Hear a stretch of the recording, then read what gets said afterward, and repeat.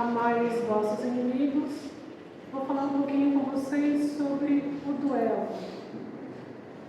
Já começo perguntando para vocês se algum de vocês já participaram de algum duelo.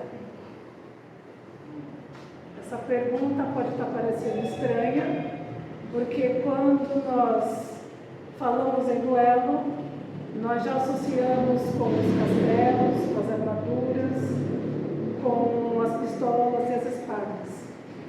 E quando isso acontecia, a desculpa que era na época, que era falada, é que era para lavar a alma com sangue daquele que se achava que estava ofendido. E quando acontecia o duelo, na maioria das vezes, uma das partes acabava morrendo. E como nós sabemos, Deus nos deu a vida e só Ele pode tirar. Nós não temos esse direito. E essas práticas são condenáveis e hoje em dia não são mais usadas. Mas, se analisarmos mais profundamente os nossos pensamentos e nossos atos, vamos perceber que o duelo ainda faz parte do nosso dia a dia. E eu classifiquei algumas coisinhas aqui para vocês.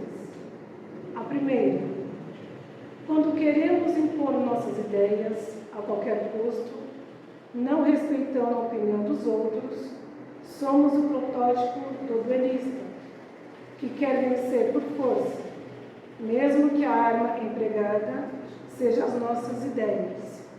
Segunda, quando nos reunimos para discutir e resolver problemas, nem sempre estamos desarmados e a maioria das vezes fazemos do momento um campo de batalha. Ao invés de haver harmonia para solucionar os problemas, somando forças, nós nos colocamos em posição de defesa e nos prevenimos para ataque a qualquer momento. Terceiro, os duelos dentro dos nossos lares.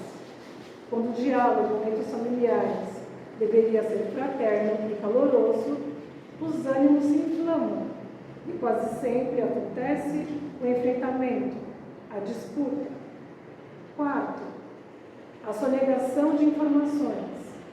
Quando vemos no companheiro um adversário que poderá roubar o nosso cargo, a nossa posição, que julgamos mais importante para a empresa, e ao invés de somarmos esforços para o geral, queremos ter mais cartas na manga, para, no caso de uma avaliação do patrão, sejamos nós os escolhidos. 5. O duelo das aparências.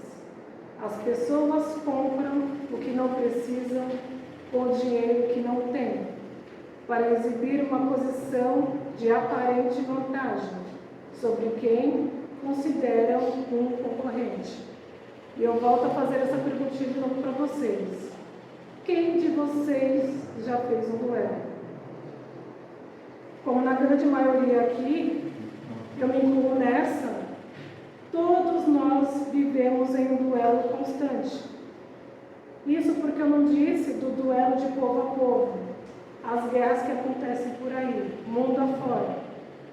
E tem mais uma, na forma mais íntima, o duelo por pensamento, quando enviamos a um desafeto desejos ruins de vingança, desejando muitas vezes até a sua morte. Sem chegar a esse extremo, ficamos remoendo dentro de nós desavenças e conversas onde os pontos de vista foram diferentes e culminamos em um desentendimento. Pequenas coisas que ficam guardadas esperando o momento certo para o revide. Essa não é a recomendação de Jesus. Ele diz que devemos amar os nossos inimigos, coisa muito difícil de se fazer, mas não é impossível. Claro que com essas palavras, Jesus não quer que beijemos ou levemos nossos inimigos para dentro de nossos lares e depositemos toda a nossa confiança nele. Não é isso. A partir do momento em que não desejamos mal aos nossos desafetos, já estamos começando a amá-los, Este é um desafio que temos que superar dentro de nós mesmos, pois aquele que um dia lhe causou danos pode se arrepender. Ele não é perfeito, nós também não somos. E se um de nós errarmos também, não gostaríamos de ser perdoados? Como eu já disse, todos nós somos imperfeitos. Jesus, a todo momento, nos perdoa. Por que então negar o perdão ao outro?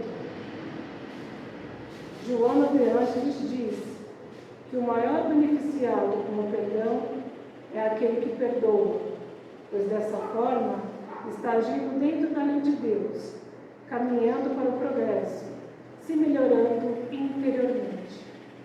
É essa melhoria interior o objetivo da doutrina espírita. Quando guardamos mágoas e ressentimentos, criamos uma atmosfera política pesada ao nosso redor, que com o tempo nos causa doenças e com o esforço da melhoria interior, iremos demonstrar e transmitir coisas boas e exemplo de transformação. Sendo assim, vamos fazer um esforço para seguir o que Jesus nos ensinou, que é amar os nossos inimigos. Eu sei que esses hábitos do passado espiritual não desaparecem com facilidade. Orgulho, arrogância, prepotência, egoísmo, ódio e ressentimentos são vícios que ainda pesam fundo na moral da humanidade. Superar esses sentimentos é o dever de todo homem comprometido com ideais de paz e redenção. Hoje, não há mais duelos de vida e de morte como antigamente, mas as criaturas permanecem se degladiando por bobagens. Embora não armados, tais confrontos permanecem bastante nocivos. Eles tiram a paz e semeiam tragédias no lar, no ambiente de trabalho, no meio social. Os indivíduos se envenenam com grande facilidade e, ao invés de conversarem e acertarem as diferenças, cultivam mágoas e ódios. Esses sentimentos um dia explodem na forma de violentas discussões e na falta de coragem para enfrentar o presumido opositor.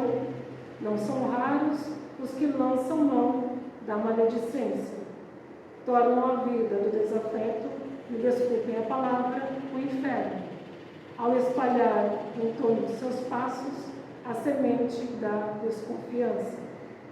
Se nos tempos de Kardec usava-se a desculpa de defesa da alma ultrajada, hoje é praticamente a mesma desculpa, apenas disfarçada. Só que hoje nós os chamamos de seguidores. Se antes se escolhia uma clareira em um bosque, hoje substituímos isso pelas mídias sociais. Se antes o objetivo era assassinar fisicamente o adversário ou ofensor, hoje preferimos assassinar sua reputação, humilhar, demonstrar nossa superioridade intelectual, ainda que seja só aparente. Queremos que a pessoa que achamos que nos ofendeu seja exposta à chacota, que ela seja ridicularizada à frente de todos e que isso fique registrado para todos nas mídias sociais. E como um tributo ao nosso triunfo e como uma lembrança para que a outra pessoa nunca se atreva novamente a nos desafiar. Continuemos querendo defender nossa honra, mas nosso ego. E na maioria das vezes, nem a defesa do ego. É só para o prazer sádico de ver o outro sendo ridicularizado. E conforme eu fui lendo esse item do Evangelho, eu fui refletindo em muitas coisas que se passaram na minha vida, e cada parágrafo que eu ia lendo era uma puxada de orelha que eu ia recebendo. E essa aqui só foi mais uma. Preste atenção a como você reage a provocações e desentendimentos. Confesso a vocês que eu não reajo muito bem. Mas então, vamos guardar a luz divina nos olhos do entendimento, porque no lar, na sociedade ou no mundo, somos sempre uma grande família humana, cujos membros, sempre nós mesmos, se integram indissoluvelmente entre si. Amai-vos uns aos outros, aconselhou o Divino Mestre. Amando fraternalmente, seremos em verdade irmãos do ignorante e do infeliz, do aleijado e do enfermo, de modo a ser efetivamente úteis. Jesus no Evangelho não pede acusadores, aguarda companheiros de boa vontade que, esquecendo todo o mal e surpreendendo o bem celeste em todos os recantos da terra, como ele, colabore para que o mundo se faça mais feliz e para que o homem se faça realmente melhor. Saiba que há mais coragem e sabedoria em relevar do que em revidar as ofensas.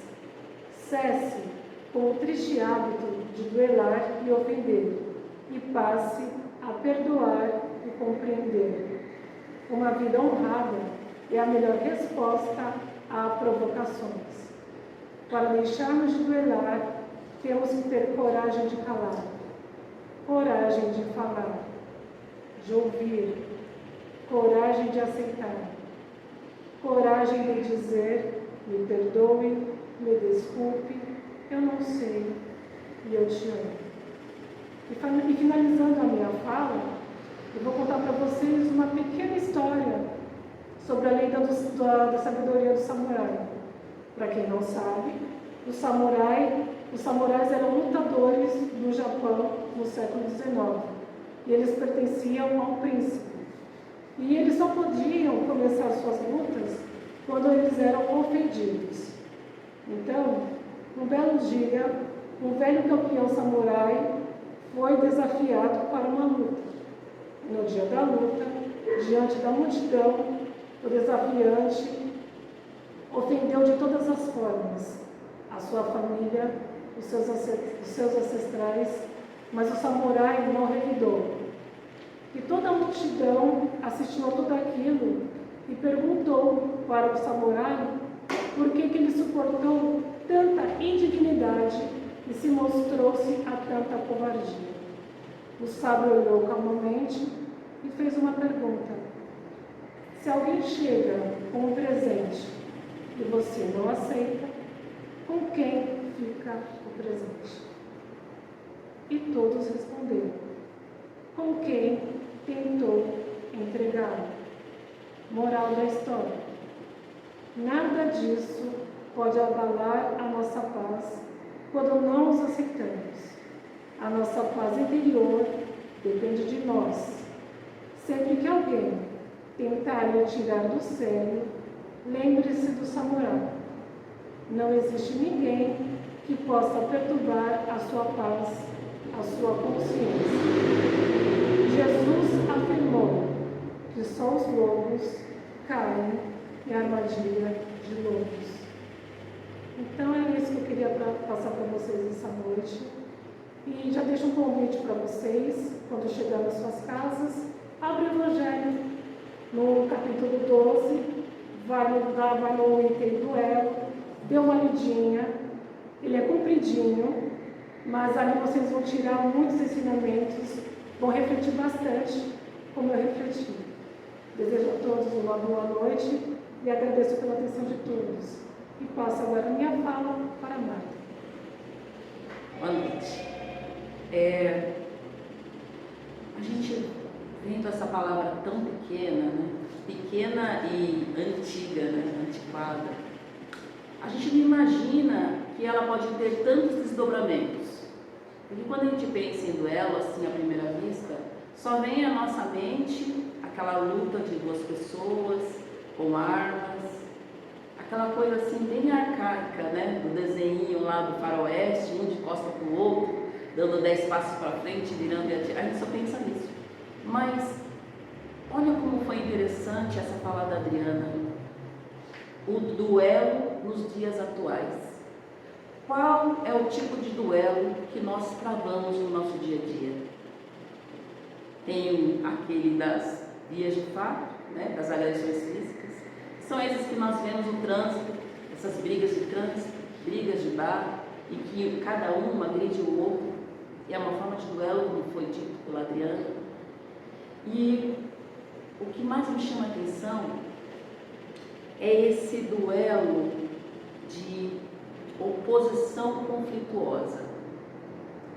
Porque assim, não é errado a gente não pensar igual ao outro, a gente se opor à ideia do outro, se opor a um determinado comportamento. Não é errado se opor, mas o problema aí está no conflito. Porque a gente discorda de muita coisa, mas não é porque a gente discorda que a gente vai arrumar os conflitos. Como disse a Adriana, nós temos formas de conversar respeitosamente, de argumentar, resolver as nossas questões, ou de repente nem convencer o outro do seu ponto de vista, porque é o meu ponto de vista, não é o seu, e cada um de acordo com o modo como se vive, com o que se estudou, com a família e a educação que teve, pensa de uma determinada forma e ela não é obrigada a pensar como nós. E nós, ali então, já arrumamos um duelo, né? Uma relação conflituosa, porque as coisas têm que ser do meu jeito. O meu jeito é o melhor. O modo como eu faço é o mais certo. A minha religião é a melhor. E o Evangelho dessa noite nos convida a refletir se nós não estamos vivendo, duelando por coisas que não são tão importantes assim. Jesus nos convida à harmonia, à fraternidade. Se nós nos dizemos cristãos, como está então o nosso relacionar com o outro? Essa relação com o próximo, essa doação, essa interação, como anda? Como está? Será que esse duelo ele faz parte da nossa vida? Outro ponto interessante que a Adriana tocou foi em relação às redes sociais. Muitas vezes a gente gosta, né, de entrar na rede social e já vai direto nos comentários. E aí a gente já vai e rebate o comentário. Tem gente que se diverte com isso, duelando através de mensagens, dando opinião, espalhando preconceitos. Porque, claro, todos nós temos os nossos preconceitos. Nós temos preconceitos porque esta não é a nossa primeira vida. Nós que acreditamos na reencarnação, nós já tivemos várias existências. E através dessas existências nós nascemos em sociedades diferentes, famílias com costumes diferentes. E aí nós vamos acumulando cada vez mais preconceitos. E a cada existência nós deixamos os preconceitos e carregamos outro. Deixamos os preconceitos e carregamos outro. Então hoje, nessa existência, ainda temos preconceitos.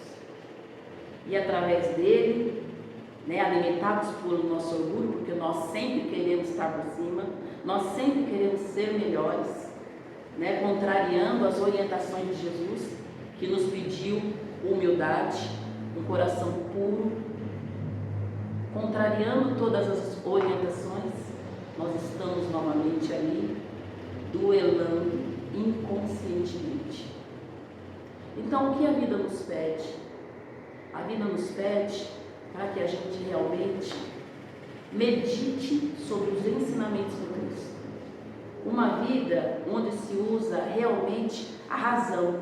Afinal, nós não nos orgulhamos de dizer que nós somos animais racionais, mas animais racionais que não usam a razão, que não medita nas situações, que não reflete sobre os acontecimentos, que não reflete, não raciocina sobre as situações, sobre as nossas próprias atitudes, que não tem a compreensão do estado daquele irmão, que não consegue parar e respirar e contar até 10 para se acalmar e assim tratar o outro com mais respeito, com mais fraternidade e doçura.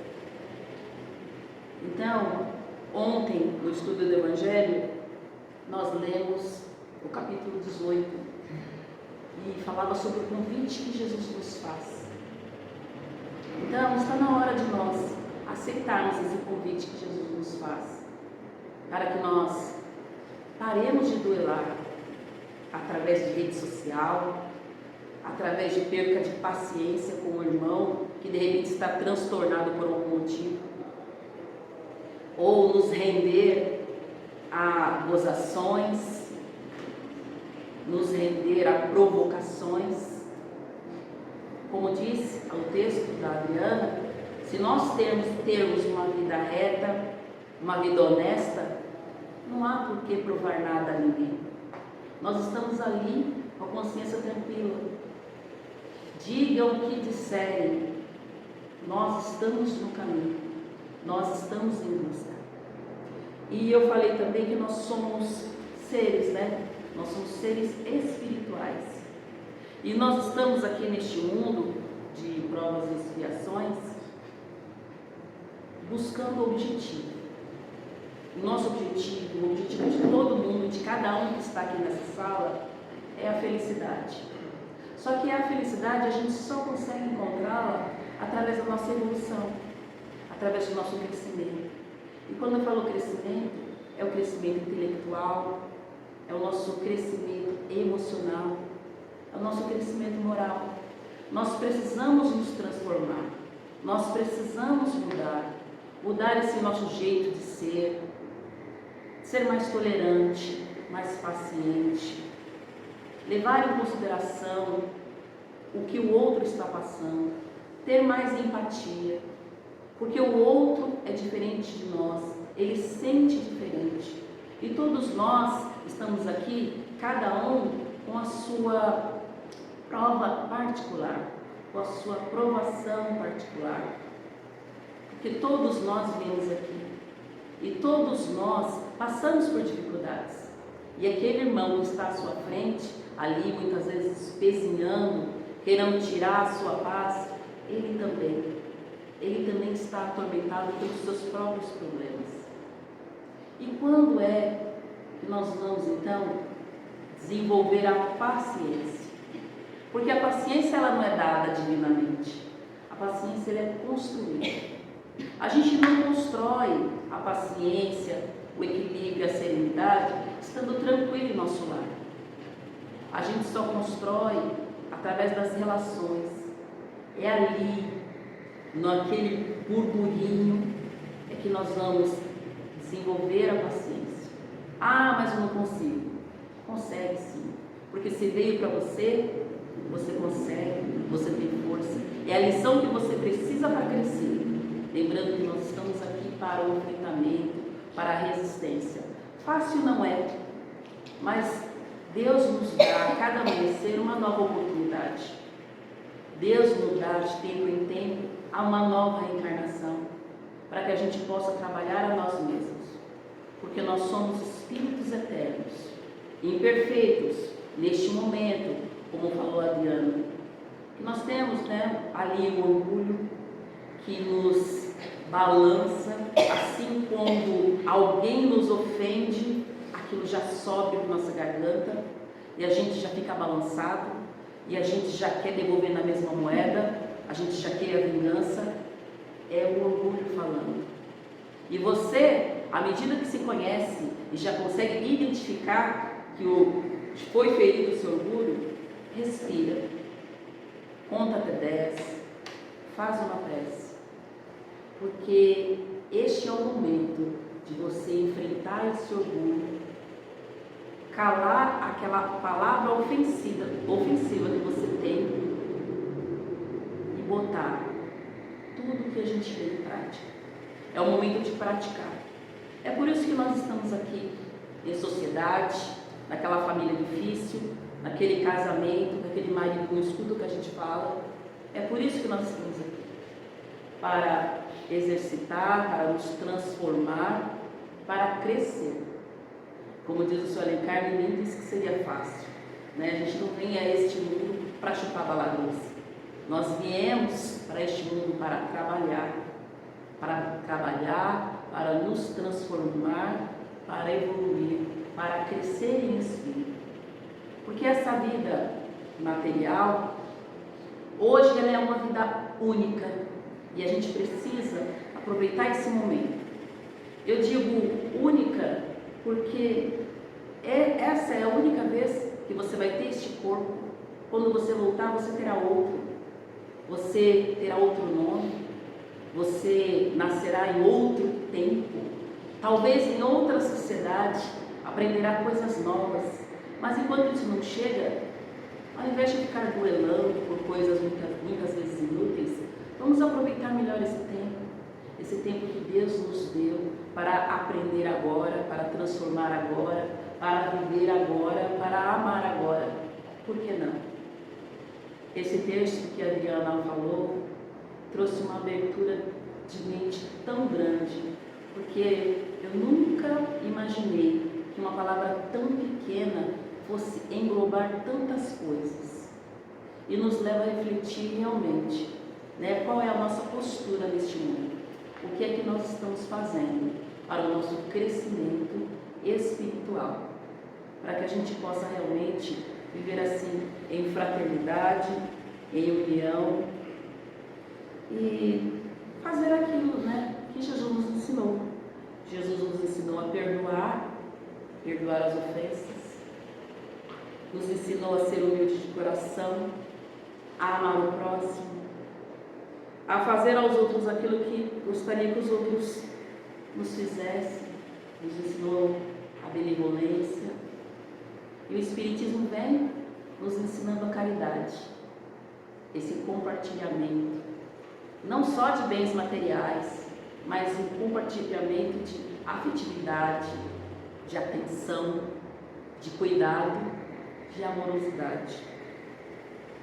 E o que me deixou pensativa em relação a esse Evangelho é que nós precisamos aproveitar o tempo, deixar coisas inúteis de lado, aproveitar esse tempo para o nosso crescimento, porque, novamente eu digo, que o nosso objetivo é a felicidade, e só encontraremos a felicidade à medida que nós formos crescendo, deixando de lado as nossas imperfeições. E o conflito, ele não é para ser feito ou jogado ao irmão que está à sua frente. O conflito é para ser resolvido dentro de nós mesmos, resolvendo e superando as nossas imperfeições, este orgulho que tanto nos abala, esse egoísmo que nos priva de abrir a mão para quem precisa, dessa austeridade com que nós tratamos muitas vezes as pessoas. Então, nós precisamos primeiramente resolver esses conflitos que há em nós, porque aí assim a gente vai conseguir viver melhor conosco mesmo e com todos à nossa volta. E eu gostaria também de deixar aqui uma leitura e uma sugestão. Esse livro é um livro de mensagens que José Carlos de Luca reuniu de Chico Xavier, que chama Minutos com Chico Xavier, e tem uma mensagem muito reflexiva que eu gostaria de compartilhar com vocês. Essa mensagem, eu achei que ela combina muito com o tema da noite, com o tema conflito. O nome dela é Escolha a Bênção. Lembre-se de que o mal não merece comentário em tempo algum. Quem disse isso foi André Luiz. Ninguém aprecia se alimentar de comida estragada, tanto quanto ninguém toma banho com água suja. Da mesma forma que o corpo, o espírito também precisa de combustível. Uma das formas de alimentar a alma é pelo teor de nossas palavras e conversações. Boas palavras se convertem em bons alimentos espirituais.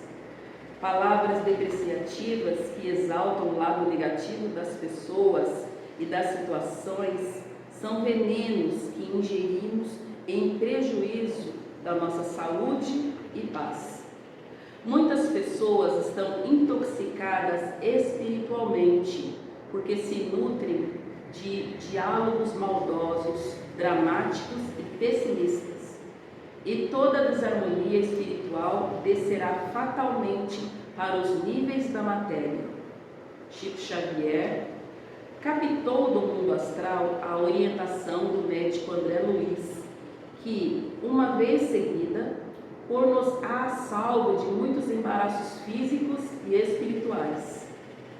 Viroses que hoje desafiam a medicina começam no mal que a nossa boca não soube calar.